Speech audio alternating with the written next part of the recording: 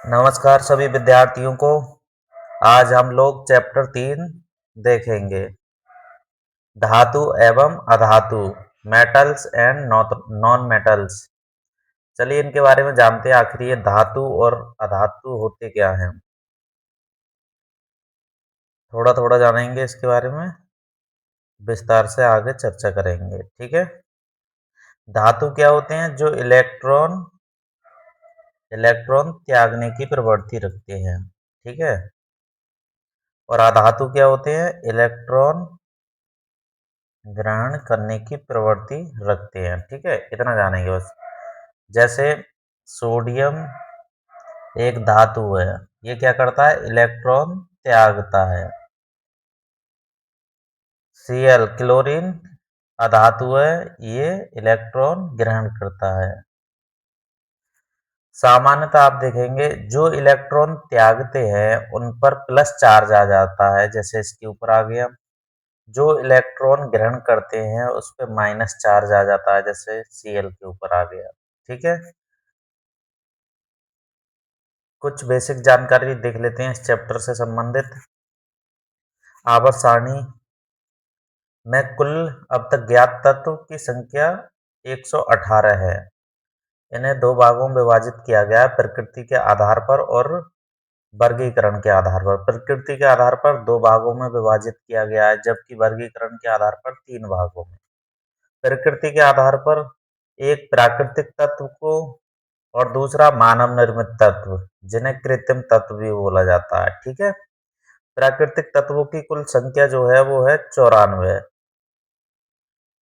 मानव निर्मित की कुल संख्या 24 है। मानव निर्मित तत्व वह होते हैं जो मानव क्रिया विधि द्वारा बनाए जाते हैं, जिसमें मानव का हस्तक्षेप रहता है सीधा सीधा। और प्राकृतिक तत्व वह होते हैं जो सीधे प्रकृति से प्राप्त होते हैं, तो प्राकृतिक तत्व कहलाते हैं। वर्गीकरण के आधार पर 3 भागों में बांटा गया है: धातु, अधातु, उपधातु। धातु वह होते हैं जो सामान्यतः इलेक्ट्रॉन त्यागते हैं। अधातु वह होते हैं जो सामान्यतः इलेक्ट्रॉन ग्रहण करते हैं। उपधातु क्या होते हैं? धातु एवं अधातु दोनों के गुण पाए जाते हैं। किसमें? उपधातु में। ठीक है। उपधातु में क्या होते हैं? दोनों के गुण पाए जाते हैं। धातु की कुल संख्या 91 है, जबकि अधातु की कुल संख्या 20 है। उपधातु की 7 है। ठीक है। ये आप याद कर लेंगे। बेसिकली आपको डायरेक्ट 1 नंबर के क्वेश्चन में पूछ सकता है कि कुल धातु उपधातुओं की संख्या कितनी है, तो आप 7 लगा देंगे। कितना लगा देंगे? 7। ठीक है। उपधातुओं को एक बार जान लेते हैं, कौन कौन सी उपधातु हैं। 7 उपधातु। ठीक है। तो उपधातु में पहला, ये इधर प्रतीक दे रखे हैं इनके, इधर नाम। ठीक है। बोरॉन, बोरॉन का प्रतीक बी है। दूसरा सिलिकॉन SI, जर्मेनियम का GE, आर्सेनिक का AS, एंटीमनी का SV, टेलुरियम का TE, पोलोनियम का PO। ठीक है। लेकिन सामान्यतः कम से कम आप 4 तो याद कर लेंगे ये। ठीक है नहीं? बोरॉन, बी, सिलिकॉन, जर्मेनियम और आर्सेनिक, इन चारों को तो अच्छे से याद कर लेंगे। ठीक है, क्योंकि वो डायरेक्ट एग्जामिनर ऑब्जेक्टिव में आपसे पूछ सकता है कि निम्न में से कौन सा उपधातु है या नहीं है। ठीक है। तो आप टिक कर सकते हैं। सही है, ये आप अच्छे से याद कर लेंगे। अगला देते हैं इंपोर्टेंट पॉइंट। ये इन्हें अपवाद के रूप में भी बोल सकते हैं, अपवाद। ठीक है। इंपोर्टेंट पॉइंट में देखेंगे, नंबर 1, सोडियम मुलायम धातु होती है जिसे चाकू से काटा जा सकता है। ये इंपोर्टेंट क्यों हो रहा है? सोडियम मुलायम धातु होती है, सोडियम के साथ पोटेशियम भी होती है। कौन सी होती है? पोटेशियम भी। ठीक है नहीं? ये इंपोर्टेंट क्यों हो रहा है? क्योंकि पोटेशियम और सोडियम को ऐसी धातु हैं जो मुलायम है, जिन्हें चाकू से भी काटा जा सकता है। बाकी धातुओं को चाकू से नहीं काटा जा सकता। और अन्य धातुएं कैसी होती हैं? कठोर होती हैं। बाकी क्या होती हैं भाई? कठोर होती हैं। ठीक है, कठोर होती हैं। तो बाकी धातुएं कैसी होती हैं, कठोर होती हैं। ठीक है, तो इसलिए ये इंपॉर्टेंट बन जाता है सोडियम, इसे आप याद कर लेंगे। ठीक है, अगला है केवल दो धातुएं गैलियम और पारा, ये क्या होते हैं, कमरे के ताप पर, किस पर, कमरे के ताप पर द्रव अवस्था में रहते हैं। दो धातुएं गैलियम और पारा जो कमरे के ताप पर द्रव अवस्था में रहते हैं। बाकी सभी धातुएं कैसी अवस्था में रहती हैं, ठोस अवस्था में रहती है। बाकी क्या रहती हैं, ठोस अवस्था में रहती हैं। ठीक है, अगला देखेंगे ब्रोमीन। ब्रोमीन एक ऐसी अधातु है जो द्रव अवस्था में होती है, किस पर, कमरे के ताप पर। ठीक है, द्रव अवस्था में। बाकी सभी अधातुएं जो होती हैं या तो गैस के रूप में पाई जाएंगी या ठोस के रूप में पाई जाएंगी। ठीक है, लेकिन ये एकमात्र ब्रोमीन, ब्रोमीन को Br से प्रदर्शित करते हैं, किससे करते हैं, Br से। ये एकमात्र ऐसी गैस है जो द्रव अवस्था में रहती है, किस पे, कमरे के ताप पर। ये कमरे का ताप क्या होता है, कमरे का ताप जो होता है सामान्यतः कितना होता है, 25 डिग्री टेम्परेचर को कमरे का ताप बोलते हैं। ठीक है, कितना बोलते हैं, 25 डिग्री टेम्परेचर। अगला देखेंगे आयोडीन अधातु होते हुए भी चमकीला होता है। कैसा होता है, चमकीला। बाकी सभी अधातुएं चमकीली नहीं होती हैं, इसलिए ये भी इंपोर्टेंट हो जाएगा। ठीक है ना, आयोडीन को आई से प्रदर्शित करते हैं। ठीक है, इसे याद कर लेंगे। आयोडीन एक मात्र ऐसी अधातु है जो क्या होती है, चमकीली होती है। ठीक है, नहीं, आगे बढ़ते हैं, देखते हैं कार्बन ऐसी अधातु है जो विभिन्न रूपों में विद्यमान रहती है। प्रत्येक रूप को अपर रूप कहते हैं। विद्यमान रहती है, जिसमें देखेंगे जैसे इसके अपर रूप में हीरा है, ग्रेफाइट है या फुलरीन है। ये तीनों क्या हो जाएंगे, इसके अपर रूप हो जाएंगे। ठीक है, तो कार्बन अपने अलग रूपों में विद्यमान रहती है, जैसे क्या कहते हैं, अपर रूप बोला जाता है। ठीक है, नहीं, अगला सीसा, सामान्य नाम जैसे लेड बोला जाता है, पीबी इसका प्रतीक है। दूसरा पारा, जिसका सामान्य नाम पारा होता है लेकिन इसका केमिकल नेम मरकरी है। ठीक है, इसको Hg से प्रदर्शित करेंगे, कैसे करेंगे, Hg से। टाइपिंग एरर हो गया है, यहाँ पर Hg है ये। ठीक है, नीचे लिख दे रहा हूं मैं Hg, मरकरी। ठीक है, ये ऊष्मा के कैसे होते हैं, कुचालक होते हैं। ये इसलिए विशेष हो रहा है क्योंकि बाकी सभी धातुओं क्या होती हैं, ऊष्मा की सुचालक होती हैं। जैसे तांबा हुआ, लोहा हुआ, सोना चांदी, एल्युमिनियम हुआ, इन सभी में से विद्युत धारा प्रवाहित हो सकती है आसानी से। ठीक है, इसलिए वह सभी सुचालक होती हैं। ये दो क्या होती हैं, एकमात्र सॉरी,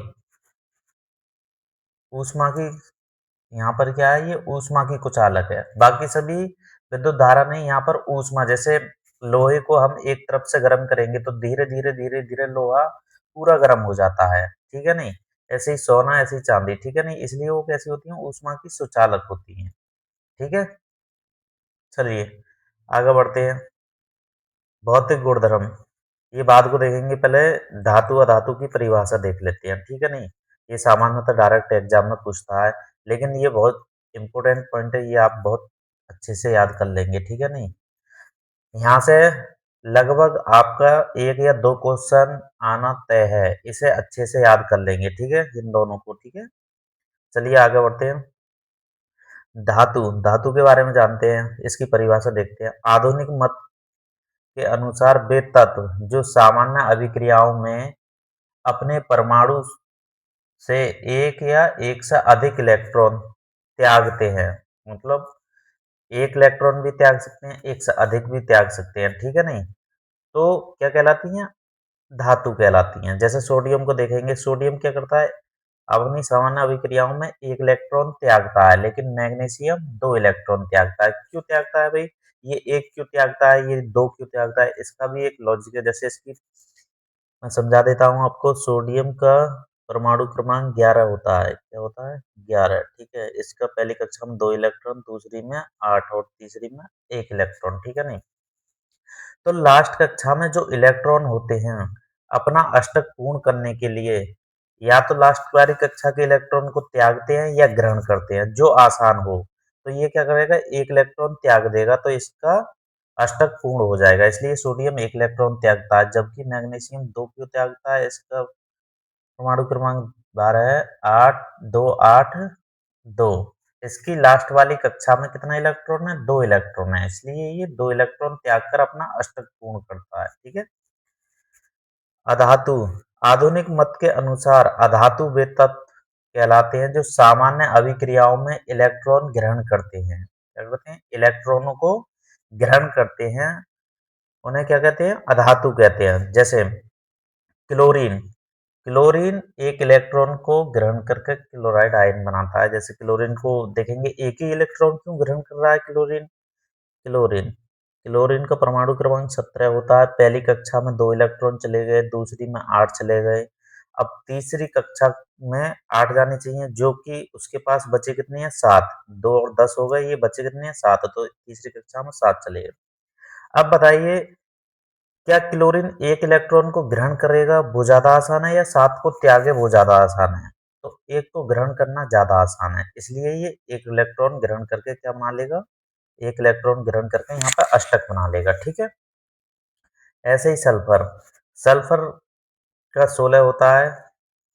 सल्फर को देखेंगे, 2, 8, 6। अब ये 6 इलेक्ट्रॉन त्यागे वो आसान होगा, या 2 इलेक्ट्रॉन ग्रहण कर ले वह आसान होगा? तो ये क्या कर लेगा? 2 इलेक्ट्रॉन को ग्रहण करके अष्टक बनाएगा। ठीक है।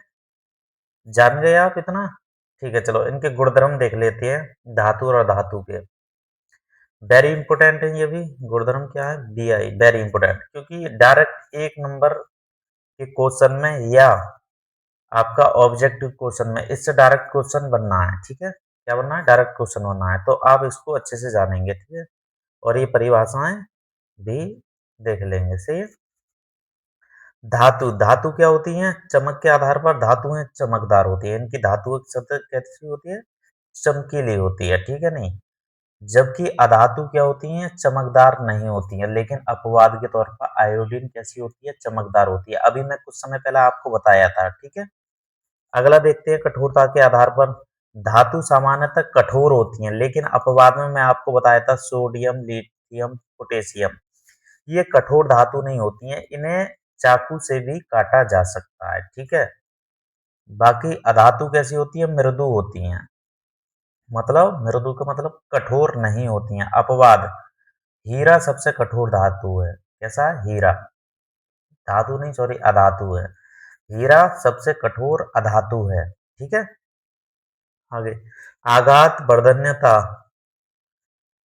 पीट कर पतली चादर बना सकते हैं। धातु को पीट कर पतली चादर बना सकते हैं। जैसे लोहे को पीटेंगे तो हम पतला लोहा बनाकर उसे चादर के रूप में परिवर्तित कर सकते हैं। जैसे सोना हो गया, तांबा हो गया, इन सबको पीट कर सकते हैं। जबकि ये क्या होता है? भंगुर होता है, टूट जाता है। इसे पीटने पर क्या हो जाता है? टूट जाता है। जैसे आयोडीन, जैसे नमक आपने देखी होगी सामान्यतः, आप नमक को जब जो आता है उसको जब फोड़ते हैं तो टूट के एकदम से चूरा सा बन जाता है ना? तो इस तरह से ये भंगुर हो जाते हैं। सही है।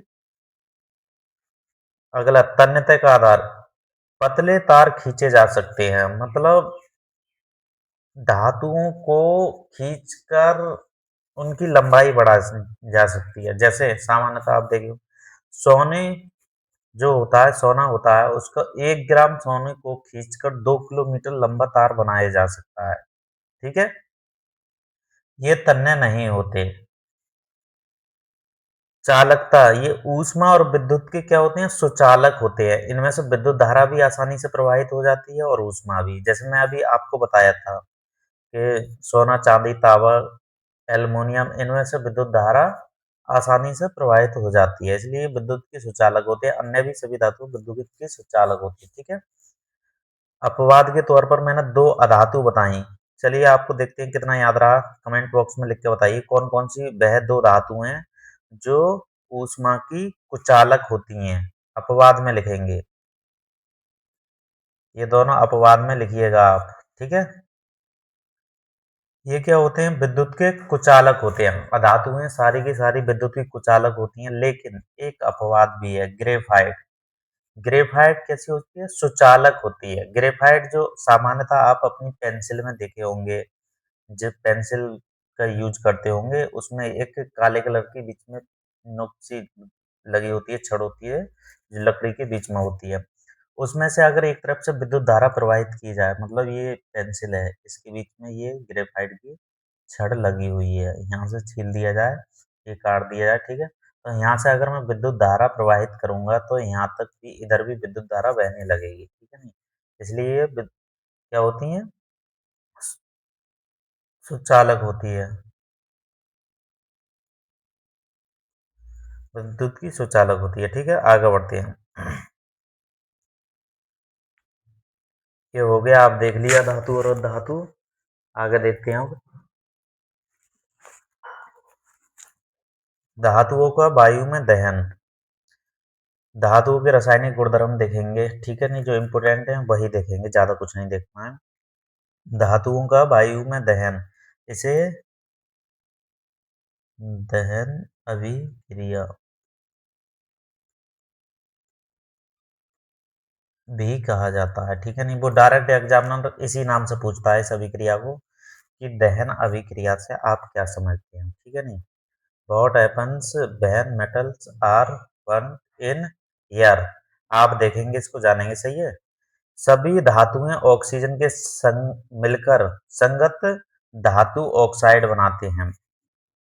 कोई भी धातु सही दहन अभिक्रियाओं में दहन अभिक्रियाओं में किसी भी धातु को जलने के लिए ऑक्सीजन की आवश्यकता होती है नहीं होती है? सीधा का सीधा ऑक्सीजन की आवश्यकता होती है। ऑक्सीजन से धातु क्रिया करके धातु ऑक्साइड बनाते हैं। बिना ऑक्सीजन के कोई भी धातु दहन नहीं कर सकती, मतलब दहन होगा ही नहीं, मतलब इम्पॉसिबल बिना ऑक्सीजन के, ठीक है नहीं? दहन ऑक्सीजन के उपस्थिति में ही होता है, ठीक है? तो धातु ऑक्सीजन से अभिक्रिया करके क्या बनाते हैं? धातु ऑक्साइड बनाते हैं, ठीक है? यहाँ पर आप देखेंगे उदाहरण के लिए, जब कॉपर को वायु की उपस्थिति में गर्म किया जाता है तो ऑक्सीजन के साथ मिलकर काले रंग का कॉपर ऑक्साइड बनाता है। यहाँ पर देखिए, कॉपर ने ऑक्सीजन से क्रिया की, कॉपर ऑक्साइड बनाया, ठीक है नहीं? ऑक्सीजन कितना है? 2, तो मैं इधर 2 से गुणा कर देता हूँ। अब कॉपर भी 2 हो गया, 2 से मैं इधर गुणा कर दिया, ये संतुलित हो गई आपकी समीकरण, ठीक है? यहाँ पे जो 2 जो लगा है कॉपर के आगे, वो इसलिए लगा है क्योंकि यहाँ पे कॉपर की जो वैलेंसी है वो 2 है, ठीक है नहीं? चार्ज संयोजकता कितना है? 2 है। अगर 1 लगा होता तो 1 होता। कॉपर की दो वैलेंसी, दोनों वैलेंसी का कॉपर होता है, कॉपर पर +1 भी चार्ज होता है और +2 भी चार्ज होता है, ठीक है नहीं? तो ये वाला कॉपर है, यहाँ पे लिया गया है, ठीक है? एनोडीकरण, एनोडीकरण को देखेंगे। इस पे क्या होता है? एल्युमिनियम पर मोटी ऑक्साइड की परत बनाने की प्रक्रिया होती है। जैसे एल्युमिनियम पर ऑक्साइड की जब मोटी परत बना दी जाती है, तो ये क्या करती है? ये एल्युमिनियम धातु की सुरक्षा करती है, मतलब जो संरक्षण होने से इसे बचाती है, मतलब जंग लगने से इसे बचाती है, ठीक है नहीं? वायु के संपर्क में आने पर एल्युमिनियम पर ऑक्साइड की पतली परत का निर्माण होता है। एल्युमिनियम ऑक्साइड की परत इसे संक्षारण से बचाती है, ठीक है नहीं? मतलब जंग लगने से बचाती है, ठीक है? चलिए अगली अभिक्रिया देखते हैं। धातुएं जब जल के साथ अभिक्रिया करती हैं तो क्या होता है? What happens when metal react with water. मतलब जल के साथ आपको अभिक्रिया करानी है, ठीक है? जल के साथ अभिक्रिया करके धातुएं हाइड्रोजन गैस तथा धातु ऑक्साइड उत्पन्न करती हैं। जो धातु ऑक्साइड जल में घुलनशील होते हैं, जल में घुलकर धातु ऑक्साइड बनाते हैं, लेकिन सभी धातुएं जल के साथ अभिक्रिया नहीं करती। ये आप जान लेंगे, ठीक है नहीं? वो 1 नंबर के ऑब्जेक्टिव क्वेश्चन में आपको फंसा सकता है कि क्या सभी धातुएं जल के साथ अभिक्रिया करती हैं? नहीं, ठीक है? कुछ अपवाद भी हैं। तो आप देखेंगे धातु जल से अभिक्रिया करके क्या बना रही है? धातु ऑक्साइड बना रही है, ठीक है? यहाँ पर देखिए, पोटेशियम जब जल से अभिक्रिया की तो पोटेशियम हाइड्रो ऑक्साइड और हाइड्रोजन गैस प्लस ऊष्मा निकली। ऐसे ही सोडियम जल से अभिक्रिया की, सोडियम हाइड्रो ऑक्साइड, हाइड्रोजन और ऊष्मा निकली, ठीक है। आप देखिए सामान्यतः जो है सोडियम और पोटेशियम को खुले वातावरण में नहीं छोड़ा जाता, ना ही इन्हें पानी में रखा जाता है। क्योंकि अगर इन्हें पानी में रखेंगे तो ये डायरेक्ट एकदम से तीव्र से अभिक्रिया करती हैं। जिस कारण बहुत जैसे जल में अगर सोडियम को डाल दो, तो ये तीव्र विस्फोटक के साथ जलता है, ठीक है? एक ब्लास्ट सा होता है, ठीक है? धमाके के साथ, ठीक है? तो उसमें हाइड्रोजन गैस जो स्मोक जो होगा वो हाइड्रोजन गैस का होगा जो निकल के जाएगा, ठीक है? और वहाँ पर आपको देखने को मिलेगा सोडियम हाइड्रो ऑक्साइड या पोटेशियम हाइड्रो ऑक्साइड।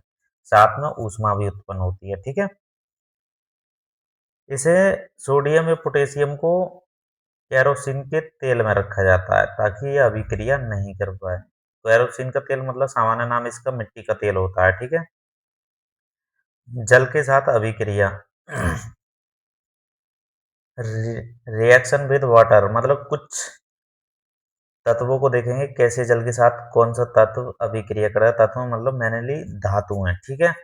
जैसे ठंडा जल सोडियम और पोटेशियम तेजी से अभिक्रिया करता है, जैसे ऊष्माक्षेपी अभिक्रिया बोलते हैं। एकदम तीव्र से करेगा, जैसे ही डालते ही तुरंत अभिक्रिया कर लेगा, ठीक है? गर्म जल से मैग्नीशियम करता है, केवल मैग्नीशियम गर्म जल से करता है। कौन करता है? मैग्नीशियम, ठीक है ना? ये याद कर लेंगे, जैसे पूछ ले वो अब एक नंबर के ऑब्जेक्टिव में गर्म जल से अभिक्रिया कौन करता है? मैग्नीशियम करता है। वहां पर आप पोटेशियम या सोडियम को नहीं लगाएंगे, ठीक है नहीं? अगला भाप भाप से अभिक्रिया कौन करता है? देखिए ठंडा जल, गर्म जल, भाप, इन सब में जल तो है ही, आप जानते हैं, ठीक है नहीं? इसमें एल्युमिनियम, आयरन, जिंक केवल भाप से अभिक्रिया करते हैं, अन्य धातुएं वाष्प से अभिक्रिया नहीं करती हैं। कोई भी अभिक्रिया नहीं देती जल से। ये अपवाद के तौर पर देखेंगे आप, ठीक है नहीं? अपवाद हैं। कोई भी अभिक्रिया जल से ये कोई भी तत्व जल से अभिक्रिया नहीं करते, जैसे लेड, कॉपर, सिल्वर, गोल्ड जल से बिल्कुल क्रिया नहीं करते, ठीक है नहीं? जैसे आप आयरन को देखेंगे, आयरन जल के साथ अभिक्रिया करके आयरन ऑक्साइड बना रहा है और हाइड्रोजन गैस निकल रही है, ठीक है? चलिए एक क्वेश्चन का जवाब दीजिए। गर्म जल से अभिक्रिया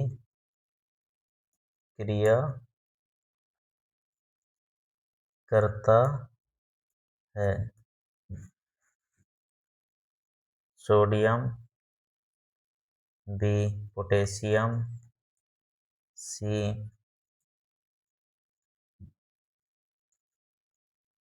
एल्युमिनियम, डी मैग्नीशियम। इनमें से राइट आंसर का जवाब दीजिए आप लोग, ठीक है? आगे देखते हैं अम्लराज। अम्लराज क्या है? एक्वारेजिया, जिसे एक्वारेजिया भी बोलते हैं, ठीक है नहीं? वो डायरेक्ट पूछा गया जानवर आपसे एक्वारेजिया भी से आप क्या समझते हैं? टिप्पणी लिखें इस पर, या अम्लराज से आप क्या समझते हैं? अम्लराज में दो चीजें याद रखनी है, एक तो हाइड्रोक्लोरिक अम्ल, एक नाइट्रिक अम्ल। कौन कौन सा? एक HCl, दूसरा HNO3 मतलब नाइट्रिक अम्ल। ये आपको याद रखना है, ठीक है नहीं? सांद्र हाइड्रोक्लोरिक अम्ल तथा सांद्र नाइट्रिक अम्ल कहा वह मिश्रण जिसमें आयतन के अनुसार 3 भाग हाइड्रोक्लोरिक अम्ल मतलब 3 भाग इसका ले लिया, ठीक है? 1 भाग नाइट्रिक अम्ल और 1 भाग नाइट्रिक अम्ल का होता है, ठीक है? इसे अम्लराज कहा जाता है। ये सदृढ़ होता है और इसकी प्रकृति संक्षारक होती है। ये उत्कृष्ट अक्रिय धातुओं जैसे सोना, प्लेटिनम को गलाने की क्षमता रखता है। मतलब इसमें अगर इसका जो विलयन प्राप्त हुआ है हमें, मतलब दोनों को मिलाने पर, ठीक है नहीं? यहाँ पर जो बन के आया है, ठीक है नहीं? इसे क्या कहते हैं? अम्लराज। अम्लराज ये जो बन के आया है, इसमें अगर हम सोना, चांदी किसी भी धातु को डालते हैं, जैसे प्लेटिनम हुआ, ये तीव्र से गला देता है उसे, ठीक है ना? उस धातु को गला देता है, ठीक है? देखिए आपको यहाँ पे एक चीज और पूछ सकता है एग्जामिनर 1 नंबर के क्वेश्चन में कि जो धात जो अम्ल राज है उसमें नाइट्रिक अम्ल और हाइड्रोक्लोरिक अम्ल का कितना अनुपात होता है? अगर वो सीधा पूछता है हाइड्रोक्लोरिक अम्ल और नाइट्रिक अम्ल का अनुपात बताएं, तो कितना होता है? 3:1। अगर वो उल्टा कर दे, क्या कर दे? उल्टा कर दे, मतलब ये ले ले, पहले नाइट्रिक अम्ल ले ले, फिर हाइड्रोक्लोरिक अम्ल ले ले, तो इसका अनुपात क्या हो जाएगा? 1:3। मतलब आपको इतना याद रखना है कि हाइड्रोक्लोरिक अम्ल जो है वो 3 में लिया जाता है, नाइट्रिक अम्ल 1 में लिया जाता है। ये बहुत ज़्यादा क्वेश्चन पूछा जाता है, ठीक है? तो आप अच्छे से याद कर लेंगे इसको, ताकि आपको कोई दिक्कत ना हो आगे, ठीक है नहीं? आज के लिए इतना ही, मिलते हैं अगले सेशन में। और कमेंट, लाइक, शेयर करना बिल्कुल ना भूलें, ठीक है? ज़्यादा से ज़्यादा लोगों की जिससे मदद हो पाए, ठीक है? धन्यवाद।